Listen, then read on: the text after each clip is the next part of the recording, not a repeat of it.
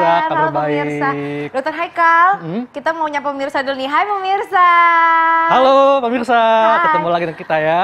Oke, Dok Haikal, aku mau nanya, ini kan udah jam makan siang nih. Kamu Ya. udah makan belum? Udah dong pastinya. Yang benar. Kamu udah belum?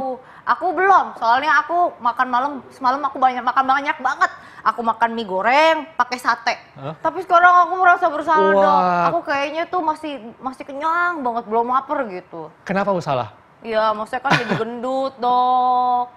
Nah, ngomongin tentang makan malam nih, aku ada informasi tentang makan malam yang populer dikonsumsi masyarakat.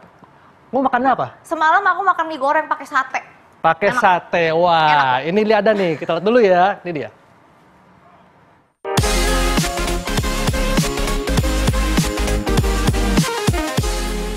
Makanan ternyata tak sekedar hadir untuk mengenyangkan.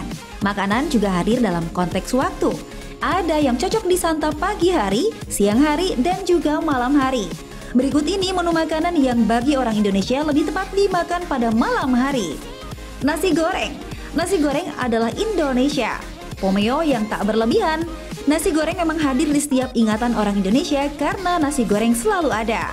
Dia ada di restoran bintang 5 sekaligus berkeliling dengan gerobak sederhana ketika malam.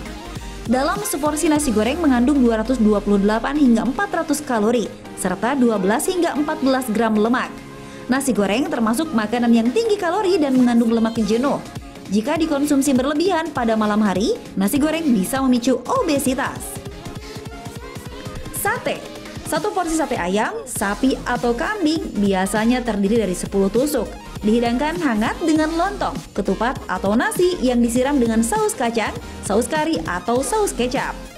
10 tusuk sate ayam dengan lontong mengandung sekitar 681 kalori, 26 gram protein, 33 gram lemak, 67 gram karbohidrat dan 1 gram serat.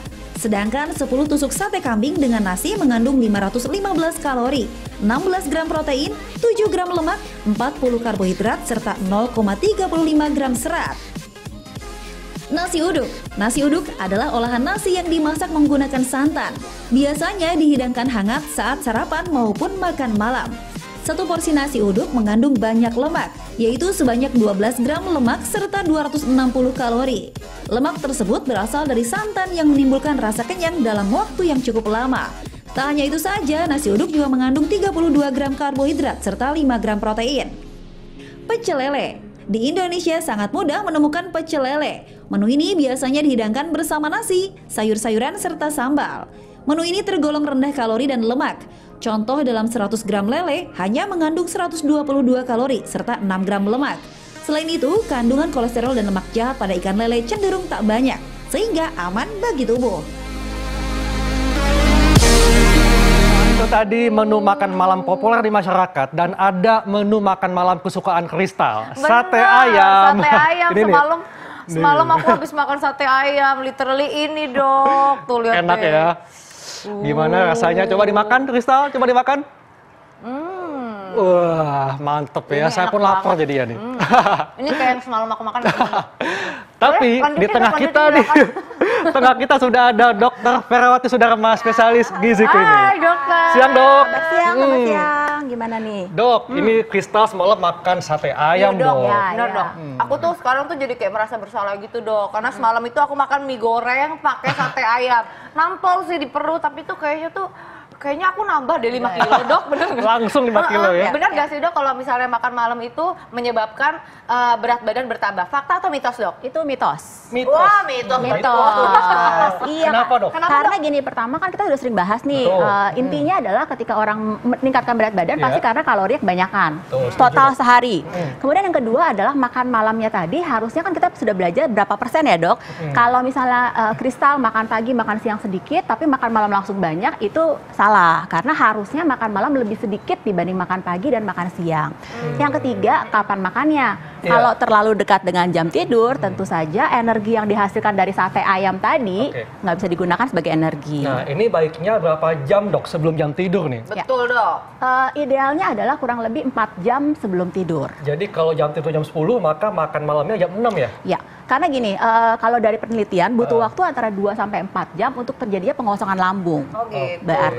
Berarti fakta atau mitos sih, Dok? Ya. Tidak boleh makan malam Ya. di atas jam 7 malam. Fakta atau mitos, Dok? Itu adalah fakta ya, kalau yang Waduh. dianjurkan seperti itu. Gawat Jadi, ini kalau terakhir misalnya itu lapar jam 6 9 baiknya ya? Terakhir jam 6, karena sudah ada penelitiannya, ternyata ketika orang makan malam antara jam 4 sampai jam 6 dibandingkan dengan yang jam 6 sampai jam 8 malam, itu cenderung lebih cepat gemuknya kalau yang malam. Jadi memang dianjurkan seperti itu. Di samping yang kedua tadi, kalau terlalu dekat dengan jam tidur, maka pencernaannya nggak bisa maksimal, Dok. Timbullah rasa nggak enak. Tapi dok, kan kadang-kadang nih kita udah makan jam 6 sore kan, Ya. tapi menjelang tidur lapar lagi dok. Itu aku banget dok. Kalau ditahan-tahan Aku kan banget, Dok. jadinya tersiksa. Nggak bisa dok. bisa Ya. tidur jatuhnya, Heeh. nggak bisa tidur dok kalau Betul. bisa ditahan gimana? Masih boleh dengan syarat kembali lagi tidak berlebihan kalorinya. Jadi kita pilih makanan-makanan yang gampang untuk dicerna. Contohnya apa dok? Contohnya susu. Susu skim milk atau susu biasa? Better skim milk tentu Skim saja. milk, ya? Yang untuk yang memperhatikan berat badan ya. Ya. Tentu yang dianjurkan adalah skim milk karena kalau bentuknya cair dia tidak mengendap terlalu lama di pencernaan. Jadi mudah diserap, tidak timbul discomfort dalam pencernaan kita. Yang kedua tentu saja yang karbohidrat, lemak dan proteinnya tidak terlalu tinggi. Oke. Gitu. Jadi lebih dianjurkan seperti itu. Yang kedua adalah jenis karbohidrat yang sifatnya kompleks sebenarnya. Contohnya seperti agar-agar, kemudian kacang-kacangan itu juga boleh digunakan. Boleh ya? Boleh. Kalau buah-buahan dok, ini suka dimakan kan? Ya. Nah ini kan kita di atas meja kita nih dok udah terdapat makanannya enak-enak, ada Iya. pecel ayam, sate ayam. Nah ini nih, Ini mie instan. ini adalah musuh semua orang Solusi deh. tercepat di kala lapar. Betul, ini solusi anak kos Iya. lapar lebih tepatnya. Ya. Nah, terus dari gitu ada mie juga, nasi goreng. Iya. Nah, kita mau tahu nih dok, sebenarnya kalau misalnya kita makan makanan dari meja ini, salah satunya, Ya. dampaknya akan seperti apa sih di kita? Pertama adalah memang secara alami badan kita itu kalau malam pengennya karbo. Jadi craving for carbohydrate. Kenapa? Karena memang dalam malam hari itu ternyata kita paling gampang diserap. Tetapi kebalikannya, tubuh kita itu sebenarnya tidak sensitif terhadap insulin kalau malam dibanding kalau pagi dan siang. Jadi sebenarnya ada bahaya mengintai. Kita tahu sendiri kalau misalnya orang diabetes dengan karbohidrat sederhana seperti nasi ini, dia harus butuh sensitivitas insulin yang baik. Betul. Tetapi kalau malam justru sensitivitasnya turun. Jadi sangat berbahaya sekali. Nah ini apa dok bahaya mengintai nih kalau seperti ini nih? Yang kedua, sambungnya tadi, yang Iya. kedua kita balik lagi. Kalau kita nasi goreng biasanya pakai kecap manis ya. Betul. Berarti ditambahkan Betul. lagi. Pakai kerupuk pula, Betul. kan? Jadi mostly semuanya adalah karbohidrat sederhana. Jadi dikatakan kalau sifatnya makan yang karbohidrat simplek, itu besok paginya biasanya gula darahnya akan meningkat. Karena insulinnya tidak aktif. Yang Iya. pertama. Yang kedua, ternyata produksi insulin dalam badan kita juga menurun pada waktu malam hari. Jadi sangat berbahaya sekali ketika seseorang yang mengalami diabetes makan yang jenisnya nasi goreng ini. Gitu. Karena dia sederhana karbohidratnya. Lebih ya. baik ya, kalau mau nasi lebih baik nasinya nasi merah. Nasi merah. Ya betul. Oke. Gitu. Tapi ngomong-ngomong nih dok soal makan malam nih dok ya, kan dengar-dengar nih kalau misalnya apalagi nih aku nih dok ya, karena kan orangnya takut gendut nih dok, ceritanya akhirnya aku makannya makan buah. Ya. Nah sebenarnya itu fakta atau mitos sih dok si buah ini mencegah untuk naiknya berat badan? Fakta atau mitos dok? Itu fakta. Wah, Dengan syarat. oh dengan Buahnya ada apa? syaratnya. Buahnya Ada apa syarat, dulu nih? pemirsa. Dengan syarat adalah buahnya jenisnya buah yang glycemic indexnya tidak terlalu tinggi. Contohnya dok? Contoh, dan itu yang pertama glycemic index tinggi, yang kedua adalah seratnya harus tinggi. Contohnya, Tapi tahu gak Kristal apa itu arti indeks glikemik? nah, Apa tuh dok? Apa jadi tuh, Dok? indeks glikemik itu adalah sebuah makanan kita rasakan manis atau tidak manisnya kandungan karbohidratnya seperti itu. Jadi kan buah itu kan kita tahu ada yang Iya. manis, ada Iya. yang kurang manis Betul, ya. betul. Nah, semakin manis itu buah, ternyata glikemik indexnya semakin tinggi. Nah, buah apa yang aman? Sebenarnya yang pertama adalah apel. Apel. Yang kedua adalah pir. Iya. Yang ketiga adalah stroberi. Strawberry. Jeruk juga bagus. Jeruk juga itu yang bagus. dianjurkan. Tapi kan itu nggak kenyang dok, nggak nampol gitu kayaknya Dok, dok. Kristal kenyangnya makannya ini nih dok. Ini, Enaknya makan nasi ini, goreng pakai tuh. pencuci mulutnya pakai jeruk. Dan satu hal lagi yang menarik ya, ternyata kita itu kalau malam lebih cepat, lebih tidak kenyang cepat dibanding kalau siang. Sadar nggak? Makanya kita Lebih makan tidak sih, mudah benar. kenyang ya. Iya betul. Jadi Iya, pengen benar. makanan Kalau lebih malam. banyak. Betul. Betul, Nah, betul. apalagi dok kalau misalnya kerjaannya malam, Ya. ya kan? Ya, ya, ya. Nah, tapi dok ada juga nih pertanyaan dok ya. Ya. Nah, di sini kan Ada ada mie. mie instan ya, ada sate ayam. Ya. Nah, mie instan nih dok. Ya. Ini kan paling populer di semua kalangan nih. Betul, Kalau di saat lapar malam Ya. yang melanda tinggal Rebus. rebus mie Ya. instan. Ya, pakai air panas ya. Dan ini kan mie semua isinya nih dok Betul, ya. betul. Nah ini gimana dok dampaknya bagi kesehatan kalau keseringan makan mie instan tiap malam? Ya. Yang pasti tadi berhubungan dengan seperti nasi ya, Iya. itu akan lebih hampir sama glycemic index-nya, kandungan karbohidrat hampir sama. Jadi memang lama-kelamaan dan kalorinya sepertinya nggak berasa ya kalau makannya pengen yang ekstra porsi gitu. Dan biasanya nggak cukup 1 bungkus. Betul. Dok. Biasanya 2 bungkus. Jumbo. Ya, Jumbo. padahal satu bungkus kecil itu sendiri kalorinya itu udah 350 kalori loh. Satu iya? bungkusnya. Iya, betul. Banyak ya, Dok. Wah, 350 kalori. Ya, jadi yang harus kita perhatikan kalau terlalu sering tadi kalorinya terlalu tinggi, karbohidratnya sederhana. Iya. Yang ketiga adalah kandungan lemak jenuhnya itu kalau kita perhatikan hampir lebih dari 40%. Dari minyaknya ya, Dari bumbunya. minyaknya. Dan yang keempat, kandungan natriumnya itu lebih setengah dari kebutuhan kita Kandungan sehari-hari. natrium atau garamnya, Dok ya. Betul. Nah, ini dampaknya apa, Dok? Penyakit apa yang bisa muncul kalau kita keseringan makan mie instan tiap malam? Yang pertama tentu saja masalah dari obesitas, Kegemukan. kemudian diabetes mellitus, Oke. kemudian yang ketiga adalah hipertensi atau tekanan darah tinggi. Iya. Yang keempat, hati-hati kalau misalnya lemak jenuhnya jelek, resikonya yaitu ya aterosklerosis, penyakit jantung Iya. seperti itu. Benar. Nah, kalau misalnya makan malam juga nih, Dok, kadang-kadang kalau kekenyangan kan juga bisa asam lambung nih, Dok ya. Bisa meningkatkan asam lambung karena makan malam. Fakta atau mitos, Dok? Itu fakta. Jadi fakta. Itu fakta. Jadi gini, semakin ketika kita tidur atau menjelang waktu tidur, terutama tidurnya itu pertama asam lambung kita sebenarnya meningkat dan dia lebih asam.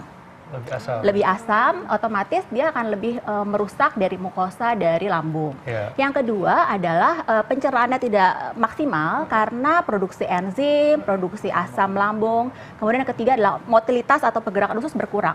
Jadi makanan akan lebih lama dalam pencernaan kita. Iya. Akibatnya perutnya kok kayaknya nggak enak ya. Nah, yang keempat adalah ada sphincter atau cincin esofagus itu akan melemah. Makanya akan terjadi aliran balik dari lambung ke esofagus kita atau ke leher kita gitu. Timbullah GERD ya, makin parah tuh, Dok. Nah, ini, Dok, ini salah satu makanan favorit aku juga nih, Dok. Ya. Banyak ternyata ya geprek. Judulnya aku demen makan jadinya, Dok.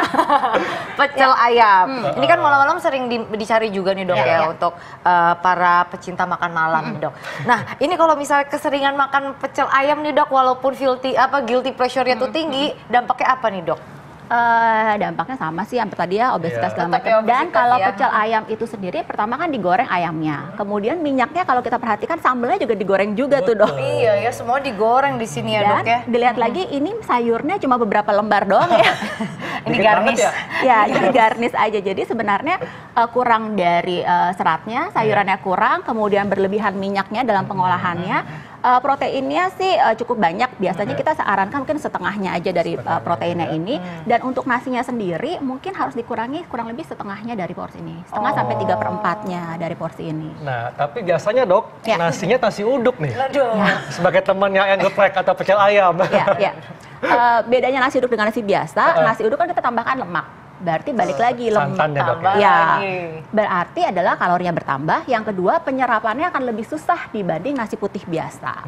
Untuk orang yang punya masalah gastritis atau MAH itu biasanya akan lebih berasa makan nasi uduk gitu.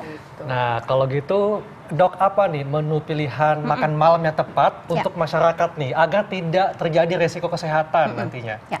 Yang pertama adalah kapan kita makan. Jadi memang dianjurkan makan itu antara jam 4 sampai jam 6 sore waktunya. Yang kedua adalah kembali lagi berapa yang kita makan. Biasanya persentasenya tadi saya bilang 10 sampai 20%, atau intinya makan malam harus lebih sedikit dibanding sama makan pagi dan makan siang. Yang ketiga, proporsinya atau perbandingan antara sayuran dengan karbo dengan lemaknya. Tadi sudah dibahas ya, harusnya idealnya lebih dari setengahnya atau 3/4-nya itu adalah sayur. Sayuran ya? Betul. Jadi harus sayur dulu, dan sayur itu bikin kenyang ya, Dok, karena karbohidratnya kompleks. Kemudian nasi itu opsional. Kalau memang untuk menurunkan berat badan boleh ditambahkan nasi. Proteinnya lebih baik pengolahannya jangan digoreng dan jangan disantan. Jadi dia Pak dibakar, di-grill? Di-grill boleh, Direbus ya? atau direbus boleh, atau sebenarnya ditumis dengan minyak yang terbatas masih boleh, Dok. Dan bagaimana, Dok, dengan mereka yang kerjaannya shift malam, profesinya malam?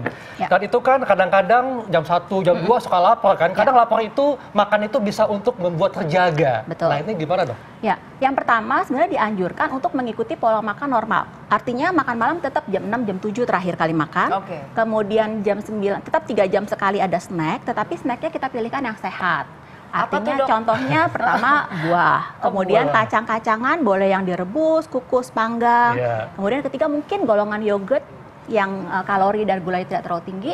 Yang keempat boleh juga misalnya contohnya seperti agar jelly tadi ya, itu bisa digunakan seperti Iya. itu. Dan bisa juga ditambah dengan minum air putih karena air putih Betul bisa sekali. menahan rasa lapar ya. Betul sekali. Jadi kecukupan air putih juga penting. Oke. Aku paham nih dok sekarang dok. Jadi kalau misalnya malam-malam jam 6 ya dok ya, itu udah dipirit-pirit jangan makan malam ya. Batasnya paling maksimal jam 7 ya dok ya. Jam 7 malam. Oke, tapi kita juga masih punya banyak informasi. Terima kasih dok. Terima kasih, Dok. Terima kasih Luar juga. biasa. Mirsa, kita tuh masih banyak informasi kesehatan untuk Anda. Dan juga pastinya kita akan kembali lagi setelah satu ini. Jadi pastikan Anda tetap di Ayo Ayo Hidup Hidup Sehat.